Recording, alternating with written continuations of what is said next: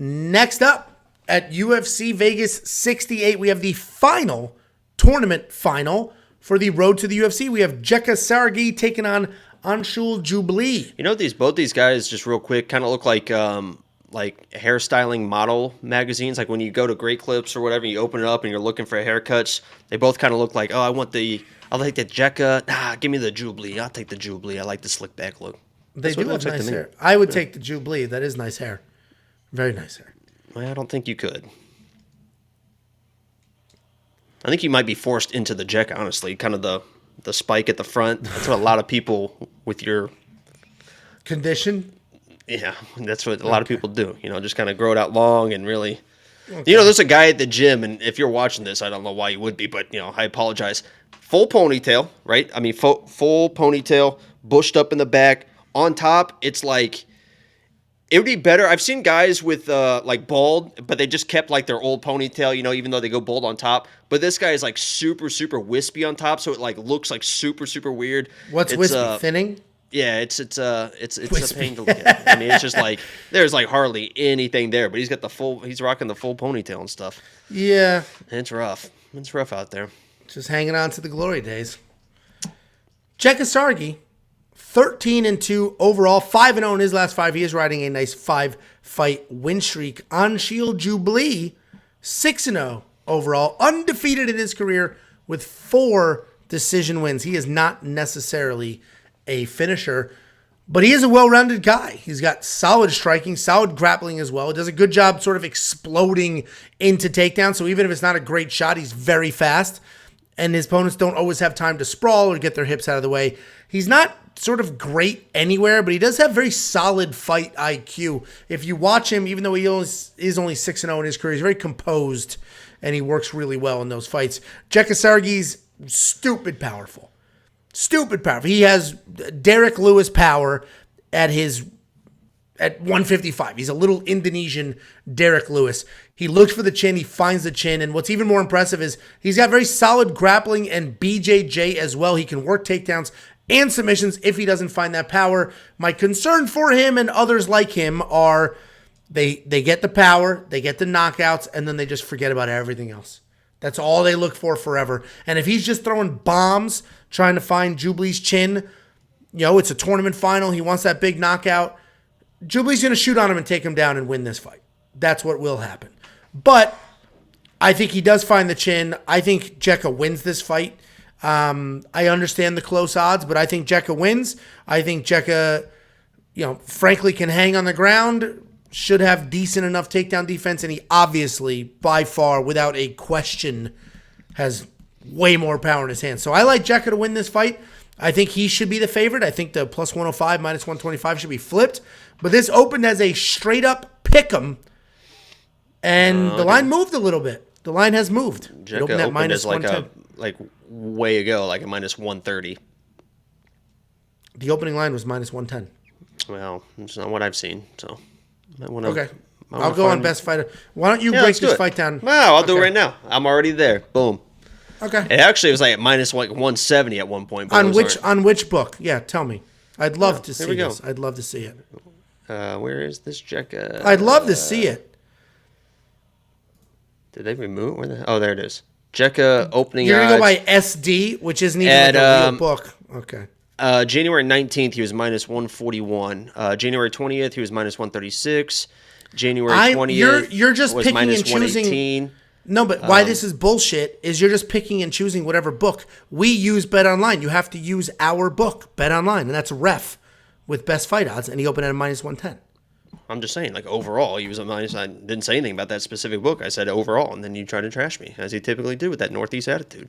You know? No, now you see. Hey, Twitter people, I get it, man. I get it. I mean, I deal with this all the time, too, so I get it. Guy's an asshole, right? Yeah, why don't we hear your breakdown for the fight? No, I think your breakdown is pretty much spot on, honestly. It's as much of an asshole as you are. But you are right a lot of times, which really kind of pains me more than anything, honestly. Because there's nothing worse than an asshole that's always right, because they always think they're right, and then they're typically always right, and then it really kind of pisses you off even more. So hats off to Angelo for always being right. But thank you so much. Yeah, Jeka, I think, is the play in this matchup. I think he's a better overall fighter. Angelo mentioned the wrestling credentials. I think he's a better wrestler than Jubli. you said that and I think it's Jubli, not Jubli. It is. It is. Jubli. Yeah, it's right on the other graphic, not this one. You said that Jubli might try to wrestle. I don't see that at all when I watch Jubli. He's a very, very good in the pocket boxer, especially early. He's one of those guys I mentioned in my quick pick video. He likes to be first and last. So he will start the exchange, stay in the pocket, try to head movement, slip a counter, and then be the last with the strike. And he's very good at that, especially early in the fights. The issue is, as the fight progresses, especially late first, into the second, late second round, those hands get lower, his head movement style gets a little bit sloppy, and he starts getting hit like crazy. And as Angel mentioned, you do not want to get hit against a guy like Jeka. And Jeka is one of those dudes that, yes, he will get tired as well, but he will not quit, and he will throw some wild stuff even late second into the third round. So I think there's multiple paths to victory for Jeka in this fight. I think he can out-wrestle Jubli if he wants to and choose that path, or be patient, wait for those shots. Jubli's going to be in your face and do exactly what he did in his last fight. And that last fight, that last KO, if you did not see that KO, absolutely terrifying. That sounded like a goddamn shotgun going off when he hit that dude. And what did he do? He was just against the fence, waiting. That guy paused for a second, and he just threw a straight left right down the pipe, perfectly timed with the power. I love Jeka in this matchup. I think Jubli gets sloppy late. Jeka finds that knockout, or he just dominates with his wrestling the whole time. He's got multiple paths. I love him this week. No, I agree with you. The bet I do have on this fight, here's a little peek behind the premium curtain. Woo. Under 2.5 is only minus 125. I do not see this going to a decision. We got insane power. You know, these guys will go at it. Jubli's not shy. He's a decision guy, but I don't see him winning this fight. I think Jeka wins this fight. So I like that under 2.5. As we've said 10 what did times you on get this. Did you place it? Yeah, it's minus 125. It still is. I just checked. Oh, well, I did. Does not go the distance at minus 140, and that's now minus 155. So it's moving. The 2.5 will probably move with it, or unless you got it after it moved. But yeah, I know I got it as soon as it dropped. It's been sitting there. It's funny because people just, I guess they want that extra. They want that extra 2.5 minutes for whatever reason. That's all you're paying for. It. Yeah, that's all you're paying for. I got minus 140. You can get under 2.5 at minus 125. I'd rather take minus 140 and have the whole fight, because a lot of things can happen in these fights, especially late. I think Jeka had a third round spinning back fist KO. I can't remember when that was, but I think it was a third round spinning back fist. I mean, things get wild. I'll take the whole fight, but I definitely think it's inside the distance, and Jeka wins. Thank you for listening. Well, I'm with you here. The price points in DraftKings are saying it's a pick'em-ish fight. Same with the opening lines for Bet Online, and I get it. I totally get it. It makes sense to me. I think, frankly, Jeka's going to win this fight, and I like the $8,000 price point. This is going to be like UFC 283, though, where I think you need one side here, right? This is a very affordable spot. If Jubli wins, he can score well. I don't think he's going to. And if Jeka wins, he absolutely will score well. So I think you actually pretty much need a side here. So obviously I like Jeka to win. So does Jacob. I don't like the Jubli value. Even if you think he wins, I don't think. I'm going to spend the $8,000 in DraftKings for Jeka. Are you? Yeah, I think we might have the same lineup. All right. Which I don't mind. The success that I've been having, I don't mind. I mean, I get. I just won. I won our Friends League at 283. I had to double check that. No, go ahead. Monkey Knife Fight strike line 55 to 60. Not touching it. Not touching it. This could be a one punch power thing, a TKO. It could be. I don't know. I'm not touching it. And I do have Jeka in my Monkey Knife Fight Knockout Kings entry as well. So 100%. You should sign up for Monkey Knife Fight just for Knockout Kings. We have been, somebody in the chat, let me know the last time we missed. We can't miss that. It's almost like that episode of South Park where they tried to be the worst team, and the other team was just better at being bad. Can't miss. Speaking of not missing, in our Friends League, these are my recent placings. So second, fourth, second, fifth, second, third, fifth, or first, fifth, fourth, out of five, fourth, out of fourth, five, third, second, okay. fourth, third, fourth, sixth, third, first. And that's how many people? 30, 40, 50 people in here. I didn't get out of the top five. The consistency is unreal. The domination is unmatched. And I'm the best at everything that there ever was. So you better put some respect on my name. $4.99 from Prince Vegeta. No comment number 2. Appreciate you very much. Now I know what that means. So thank you very much. It is genuinely appreciated. And somebody asked if I picked Bohm. No, I did not pick Bohm. It's on tape, man. What is it? What are you asking the chat? There's that attitude that people don't like. You could have just answered. But you had to throw a knife down him. It's like asking. It's like having the menu at the restaurant that says specials with the specials, just and then asking the waitress, "What are the specials?" Did you pick? I just started the stream. Did you pick any? No, you stupid idiot! Rewind the stupid fucking video 30 minutes and figure it out for your damn self, you ass. That was you. That was your response. Well, you could have just been. I'm just teaching people to be better. I'm teaching people teaching people to be better. That some people that probably will. There you go. You learn. That's how I learned. Most people are just gonna walk away. But not better. We on picks.com. It's like the Michigan phrase. Stay, and you will be champion. There you go. If you just stick it out, take the bullying a little bit, you're gonna come out of man. We're changing boys to men. You know what's funny about that would be? Imagine that as a band name, Boys to Men. Holy shit, that would be incredible.